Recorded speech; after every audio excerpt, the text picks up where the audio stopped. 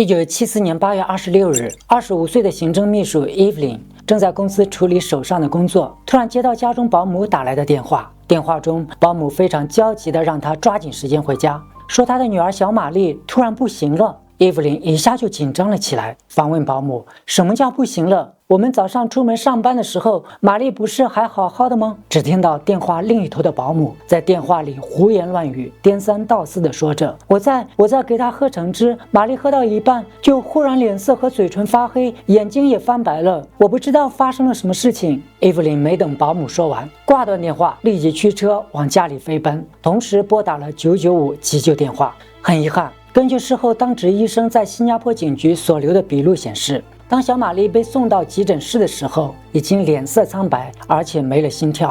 他先是用手在玛丽的胸膛做心脏按摩，然后口对口人工呼吸。3分钟后仍然无效，他于是用指压法，用2手托住小孩的身体，2只拇指在胸前轻轻施压。这与对成年人双掌压胸的做法完全不一样，为的就是避免对小孩脆弱的身体造成次生伤害。10到15分钟之后，小玛丽仍然没有反应，医生宣布抢救无效，死亡。此时的伊芙琳像是掉进了一个巨大的冰窖，全身没了知觉。她不明白，明明当天早上她和丈夫林向坤出门的时候，她的宝贝玛丽还好好的，怎么突然就没了呼吸？伊芙琳突然倒吸了一口凉气，她好像想起了什么。她清晰地记得，早上转身将要离开的时候，小玛丽突然大叫了一声“妈咪”。根据 Evelyn 后来在警局的口供形容，这是她为所未闻的恐惧的嘶叫。她说：“我吓了一大跳，我走了回去，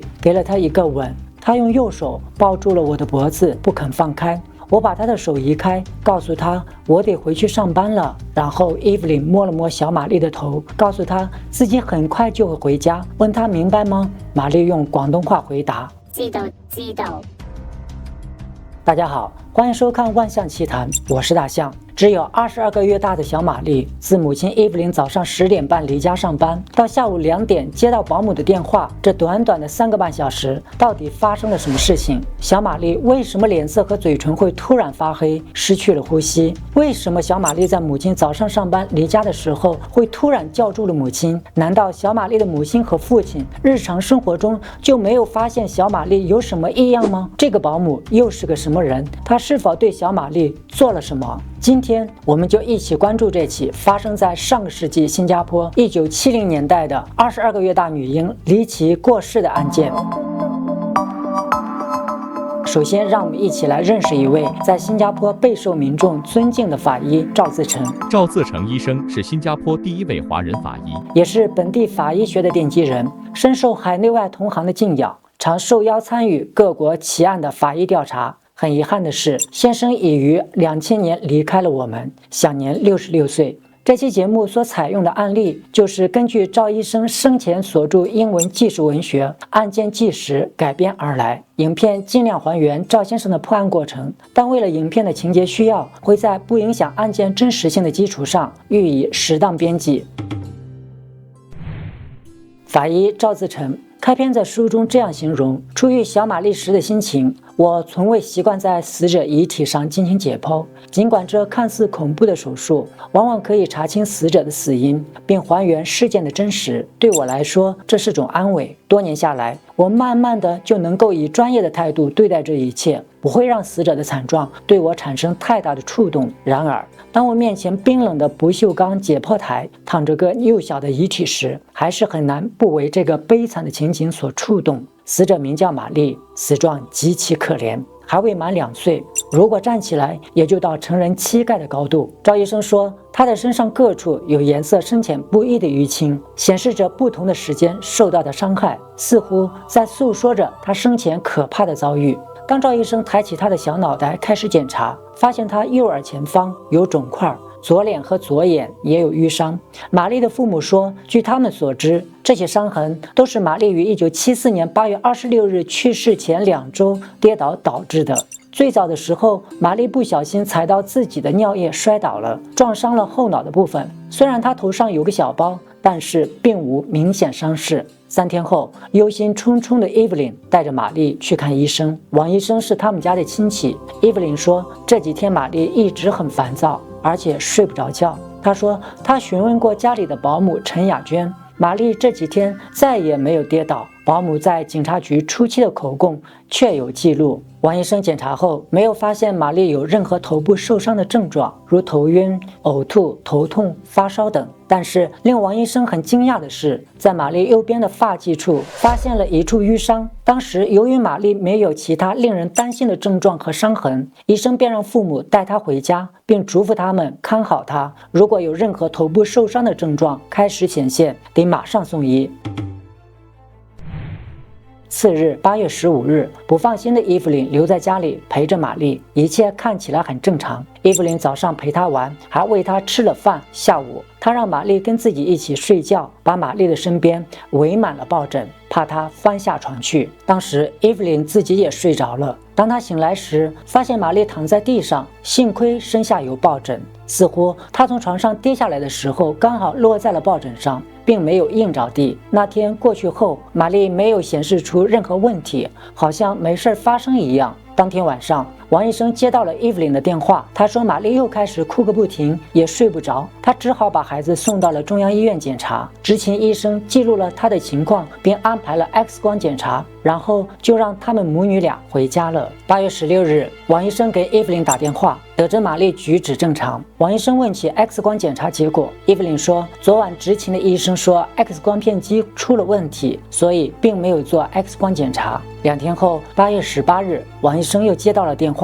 伊芙琳说自己清晨起床时看到玛丽有只眼睛出现淤伤，她问保姆玛丽是不是又跌倒了，保姆说没有，自己起床之后就没见到她跌倒。当伊芙琳给王医生打电话的时候，玛丽双眼已经有了淤伤。王医生很纳闷，如果按自己2-3天前所检查的伤痕，玛丽不该双眼都产生淤伤，她当时的伤势只出现在身体右边，左边并没有伤痕。当 Evelyn 把玛丽再次带到诊所时，王医生被告知玛丽确实又摔倒了，这次是抱着抱枕摔倒的，撞到了前额，大概是内伤把淤血往外推挤，形成了双眼的淤青。当天玛丽举止很正常，又恢复了以往活泼好动的模样。接下来4天一切正常，玛丽并没有再跌倒，之前的淤伤也开始褪去。第5天，8月23日，玛丽的父亲36岁的记者林向坤提早回家，准备带她出门，然后去接上妻子一起去游泳。当林向坤回家时，发现玛丽嚎啕大哭，头上左边起了个大包。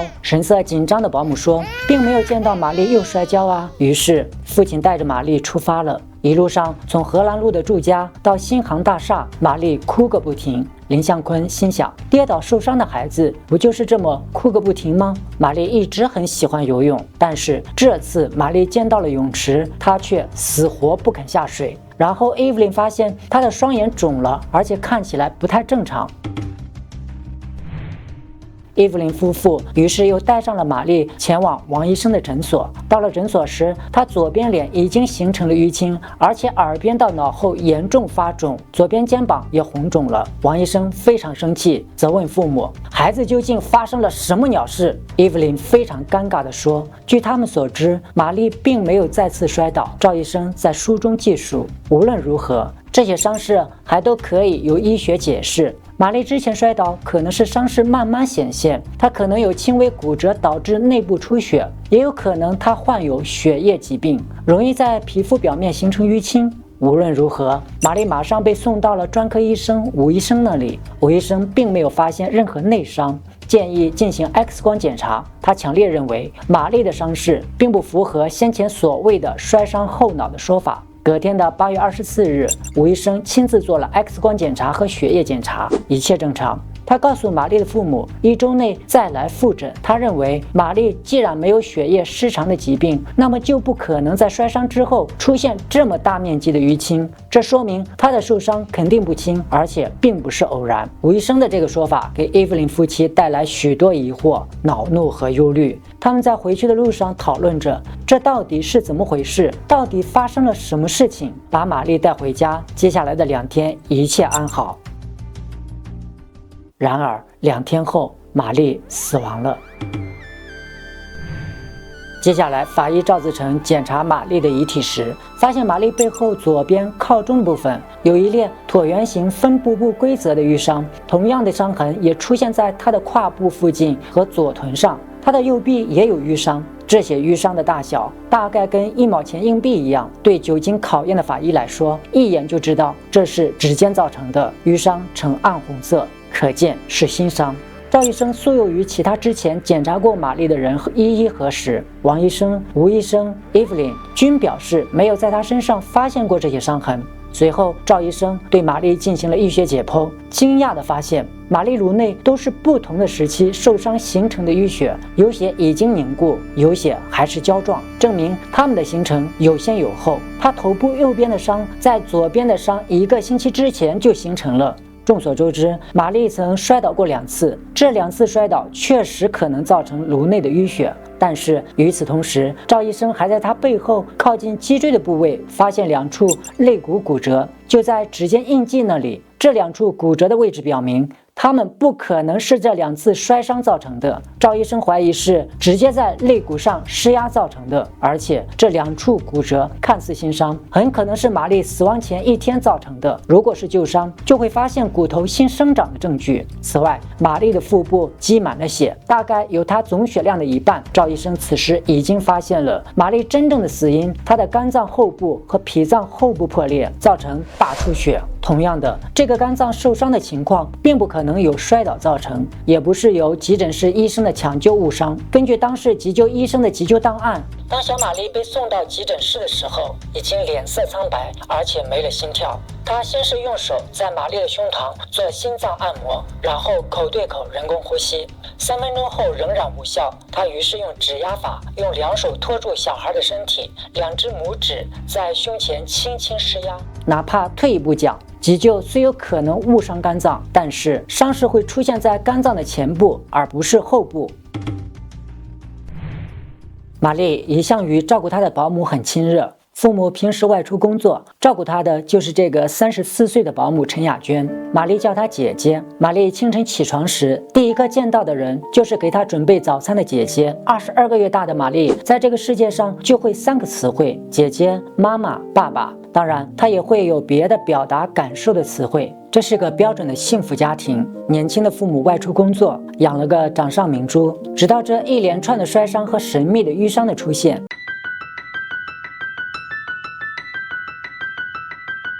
伊芙琳哭着回忆说，玛丽最近好像不敢自己进厨房，她需要什么东西的时候让我帮她取，如果是保姆取过来，她不会要，反而把我拉进厨房让我去取。玛丽也数次试图告诉父母她的遭遇。第一次上王医生诊所时，她告诉母亲妈妈、姐姐。伊芙琳问她姐姐什么，她没出声。过了一会儿，她说妈妈，砰砰，同时用手在墙敲了2下，然后摸着自己的头说嘶嘶，做出被敲头的动作。8天后，父亲带他去游泳，他在车上一路哭闹，不断地说姐姐。3天后，就在他死亡当天早上，他最后一次发出求救，就是我们节目一开始看到的一幕。他清晰地记得，早上转身将要离开的时候，小玛丽突然大叫了一声妈咪。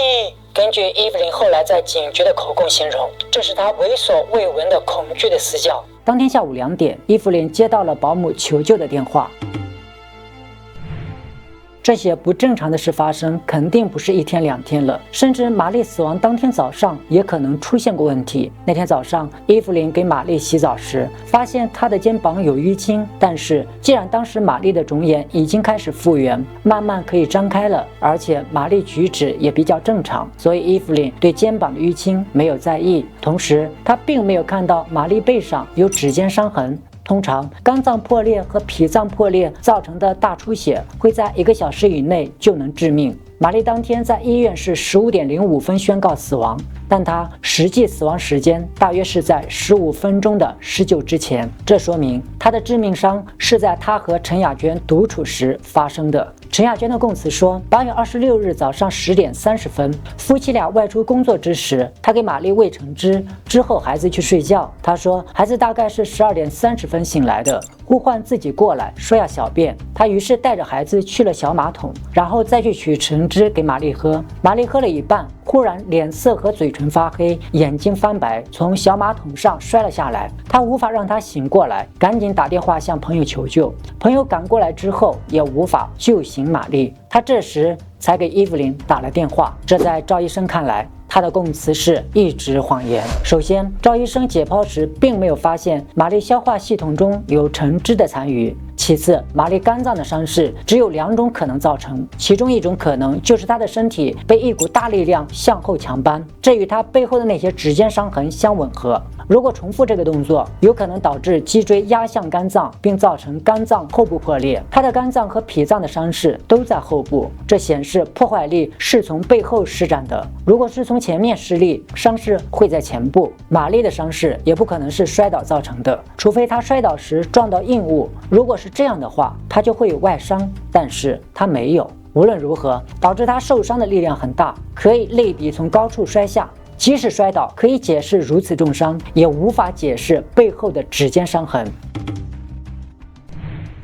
赵医生肯定玛丽是被殴致死，但是警方认为他们没有足够的证据将陈雅娟告上法庭。这个案子于是交给了验尸庭。在听取了证据之后，验尸官下发了逮捕令，把陈雅娟交给了总检察署处理。陈雅娟的审讯花了15天。在15天的审讯之后，刚巧是她被捕的1周年，她被判谋杀罪名成立。她当时33岁，是2个孩子的母亲，也是新加坡历史上被判死刑的第2个女人。第一个是舞女黄咪咪，她在被判罪名成立时面无表情。当时警方的调查无法提供任何证据和证人，对陈雅娟的审判完全是基于此案的法医学证据，这也是唯一的可以还原真相的证据，在新加坡执法史上是个突破。随后，陈雅娟上诉，上诉结果改谋杀罪为导致他人死亡，刑罚改为监禁6年。这是因为上诉庭相信陈雅娟没有杀人动机，虽然她在玛丽身上过度使用了暴力，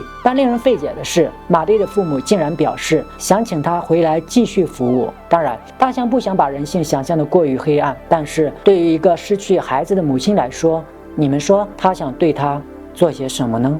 家人们，到头来法庭能够确定的是陈雅娟导致了玛丽的死亡，但是无法知道她的动机究竟是什么。整个审讯期间，陈雅娟对此不发一言，也不自辩，她只强调自己屡次告诉伊芙琳让她带小孩去看医生，自己与玛丽无冤无仇，而且也没有殴打过玛丽。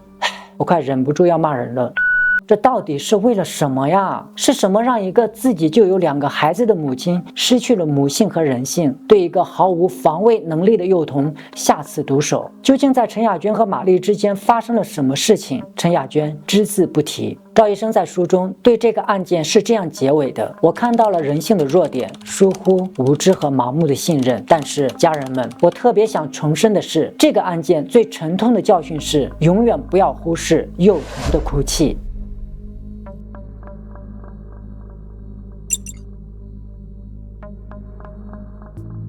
以上，感谢收看今天的节目，记得订阅万象的频道，平安喜乐。